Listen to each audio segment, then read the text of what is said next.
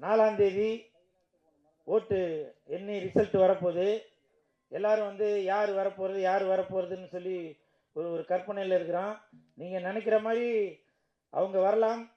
ஆனால் இந்த நேரத்தில் டிவிக்கு தலைவர் விஜய் சார், உங்களுக்கு நான் ஒரு ரிக்வெஸ்ட் ஒன்று வைக்கிறேன். நான் உங்களுடைய ரசிகன். துல்லாத மனமும் துள்ளும் அந்த படத்தில் நீங்கள் கூலுன்னு ஒரு செயின் போட்டதுலேருந்து உங்களுடைய ரசிகன் நான். அந்த ரசிகனாக இருந்து உங்கள் பாதம் தொட்டு உங்கள் காலில் விழுந்து நான் ஒரு ரிக்வெஸ்ட் ஒன்று வைக்கிறேன்.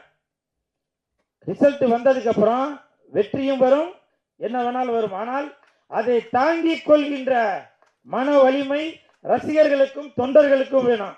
அந்த ரசிகர்களும் தொண்டர்களும் தயவு செய்து ஏதாவது, நான் என்ன சொல்ல வரேன்னு புரியும்னு நினைக்கிறேன். பாருங்க, சொன்ன அலாரம் கூட அடிக்குது.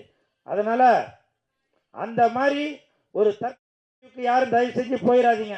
இதை நான் எதுக்காக சொல்றேன் அப்படின்னாக்க, இப்ப ஓட்டு போடுறதுக்கு முன்னாடியே நிறைய பெண்மணிகள் சொன்னாங்க, விஜய் சார் மட்டும் ஜெயிக்கலன்னா நான் என் வீட்டில் உள்ளவங்களுக்கெல்லாம் மருந்த வச்சிருவேன்.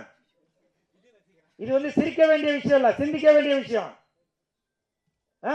ஒரு ஒரு ஒரு குழந்தைய பெற்று ஆளாக்கி அந்த அந்த குழந்தை வந்து டாக்டர் ஆவானா, இன்ஜினியர் ஆவானா, கலெக்டர் ஆவானா? ஏன் நீங்க நினைக்கிற மாதிரி விஜய் சார் முதலமைச்சர் ஆவாரா அப்படின்னு எதிர்பார்க்கிற மாதிரி உங்களுடைய மகனும் ஒரு முதலமைச்சர் ஆகணும் அப்படின்ற ஒரு எண்ணம் உங்களோட குழந்தைகளுக்கு வர மாதிரி நீங்க நடந்துக்க மாட்டீங்களா?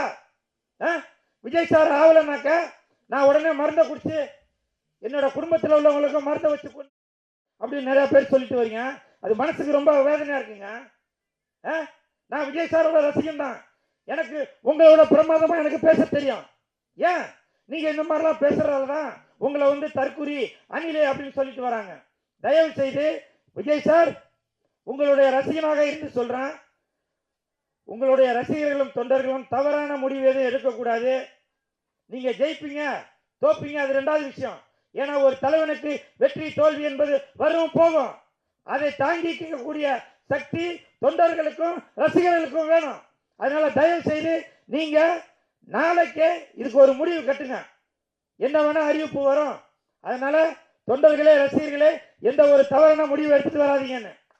அதே மாதிரி இன்னொன்னு சொல்றேன், யாரு முதலமைச்சர் ஆனாலும் சரி, எப்படி ஓட்டு போடும் போது ஒன் ஷாப்லாம் மூடினீங்களா கடையை, அதே மாதிரி ரிசல்ட் வர அன்னைக்கு தயவு செய்து இந்த பூச்சி மருந்து விற்கிற கடை, தூக்கு போடுறதுக்கு கயிறு விற்கிற கடை, அப்புறம் ட்ரெயின் குறைஞ்சபட்சம் ஒரு 10 நாளைக்கு ட்ரெயின்லாம் நிறுத்தி வைங்க.